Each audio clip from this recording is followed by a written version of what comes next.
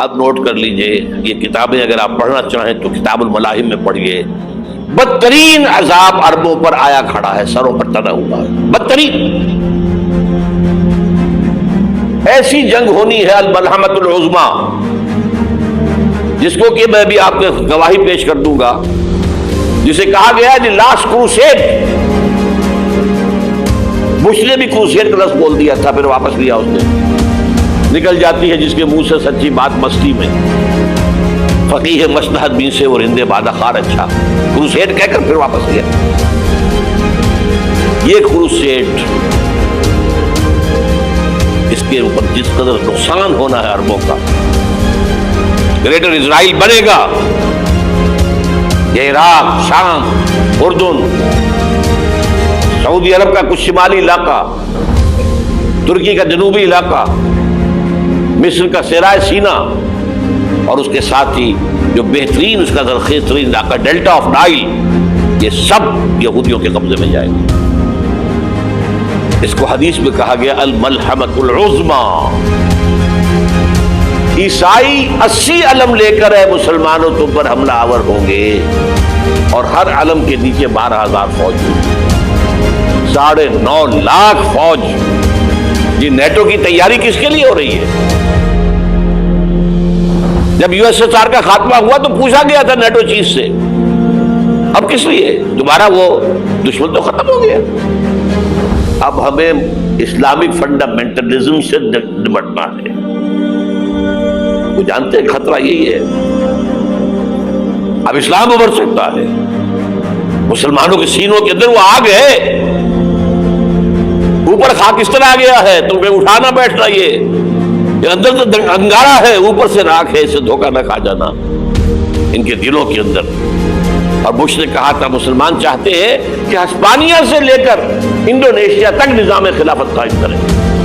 اور میں حیران ہوا تھا کہ اس کمبخت کو ہسپانیہ کا خیال کیسے آ گیا. ہمیں تو کبھی آتا ہی نہیں، اب ہم تو بھول گئے. وہ تو 500 برس پرانی بات ہے، جبکہ وہاں سے ہمیں نکال دیا گیا تھا. اگرچہ اقبال نے کہا تھا ہے ارض فلسطین پہ یہودی کا اگر حق، ہسپانیہ پر حق نہیں کیوں اہل عرب کا. ہسپانیہ میں تو 800 سال حکومت کی مسلمانوں نے، اور ابھی 500 برس ہی گزرے ہیں نا. یہودی تو ارض مقدس سے 2000 سال نکالے گئے. انہیں لا کے آباد کیا گیا، عربوں کے سینے میں خنجر پھونک دیا گیا. وہ چھوٹا سا ملک جو چاہتا کرتا، کوئی پوچھنے والا نہیں. امریکہ جیسے اپنے بیٹے کی حفاظت کرے ویسے کرتا ہے. اور حضور نے فرمایا ہے وہ جنگ جب ہوگی تو ایک باپ کے اگر 100 بیٹے ہوں گے تو 99 ختم ہو جائیں گے، ایک بچے کا. یہ حدیث ہے، حدیث ہے صحیح. اور آپ نے فرمایا ویل للعرب من شر قد اقترب. عربوں کے لیے ہلاکت ہے، عربوں کے لیے بربادی ہے اس شر سے جو قریب آ چکی ہے.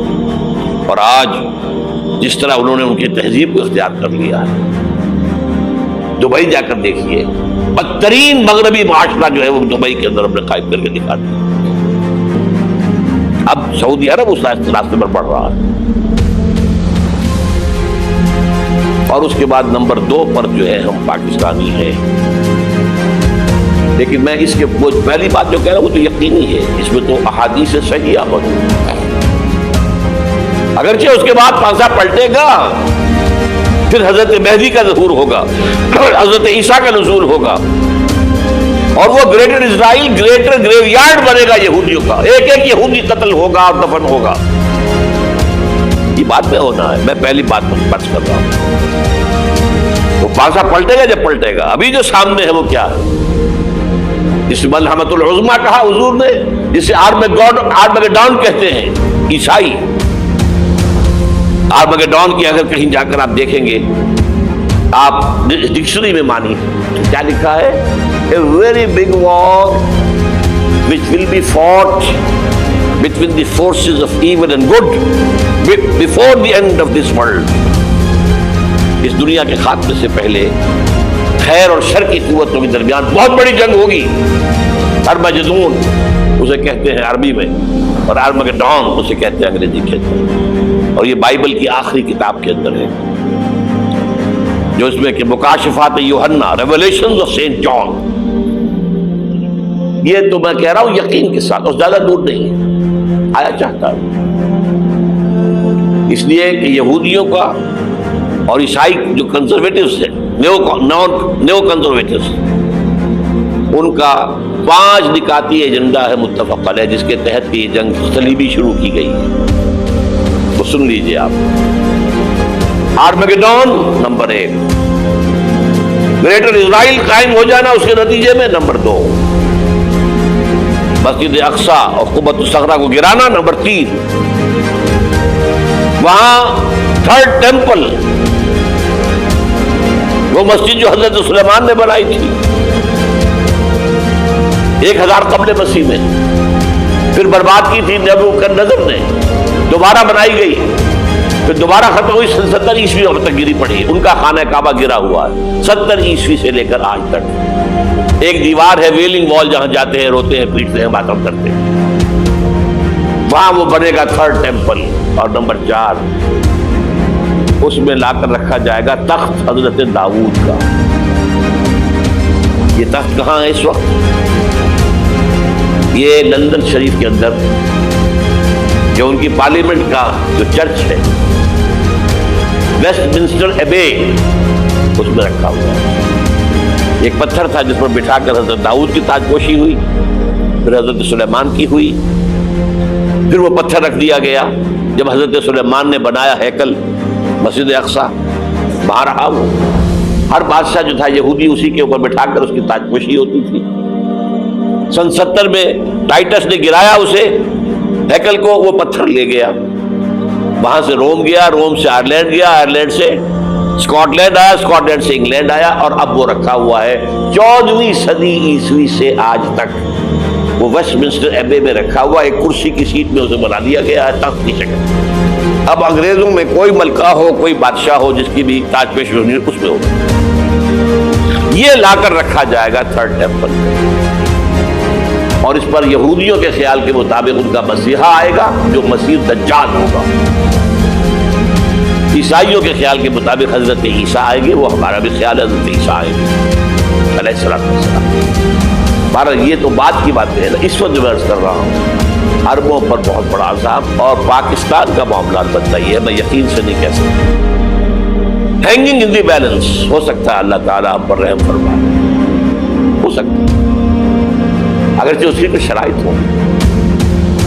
جمن کے مالک اگر بنا لے موافق اپنا شعار، اب بھی جمن میں آ سکتی ہے پلٹ کر جمن سے روٹھی بہار. اب ہو سکتا ہے. اور یہ بھی ہو سکتا ہے کہ اللہ تعالیٰ نے معجزانہ طور پر ہمیں ملک دیا، ہم نے اللہ سے بدعہدی کی، وعدہ خلافی کی، غداری کی، لہذا سزا دی جائے اور ہم سے یہ ملک چھین لیا جائے. It's just possible. دور نہ سمجھے، اس انہونی بات نہ سمجھے. جو گھیراؤ ہو رہا ہے آپ کے مغرب میں نیٹو فورسز اور مشرق میں بھارتی فورسز گدھوں کی طرح بیٹھے ہوئے انتظار کر رہے ہیں پاکستان اور ڈسٹیبلائز ہو جائے، یہاں اور بدامنی ہو جائے. اب لاہور میں پھر آج دھماکے ہو گئے ہیں. 2 دن پہلے کا دھماکہ میں سہ کے آیا ہوا ہوں، آپ کے سامنے بیٹھا ہوں. وہ جانے بچی ہیں جو ہماری اکیڈمی کا حشر ہوا ہے، میں آپ کو نہیں بتا سکتا. یہ سارا کیوں ہو رہا ہے؟ تاکہ یہاں بدامنی ہو جائے اور ہمیں جواز مل جائے. مغرب سے نیٹو فورسز داخل ہو جائیں، مشرق سے بھارتی فورسز آ جائیں اور ہمارے ایٹمی دانت توڑ کر اور پھر ہمیں بھارت کے سامنے ڈال دیا جائے. نو ڈو ایز یو لائک. یہ ان کا نقشہ ہے. ہوگا کیا وہ اللہ جانتا ہے. ہوگا وہ جو اللہ چاہے. لیکن اللہ کا چاہنا جو ہے وہ کس پر منحصر ہے؟ یہاں انقلاب برپا کرو، یہاں اسلام لاؤ. اگر دھندوں میں لگے رہو گے تو وہ خود بخود نہیں آ جائے گا انقلاب. صحابہ نے جانیں دی تھی، کتنی تکلیفیں اٹھائی تھی. 12 برس تک مکی دور کے اندر با نشہ درویشی در ساز و دمادم زن، جو پختہ شبی خدرہ پر سلطنت جم سن. یوم طائف یاد ہے جو حضرت عائشہ فرماتی ہے کہ میں نے پوچھا تھا حضور سے کہ یوم احد سے زیادہ سختی بھی آپ پر کبھی آئی؟ یوم احد پر کیا ہوا؟ تلوار کا وار پڑا تھا آپ کے چہرہ مبارک، یہ جو رخسار کی ہڈی ہے اس کے اندر وار گیا ہے، اوپر خود کی 2 کڑیاں تھیں وہ اس میں گھس گئیں، 2 دندان مبارک شہید ہوئے۔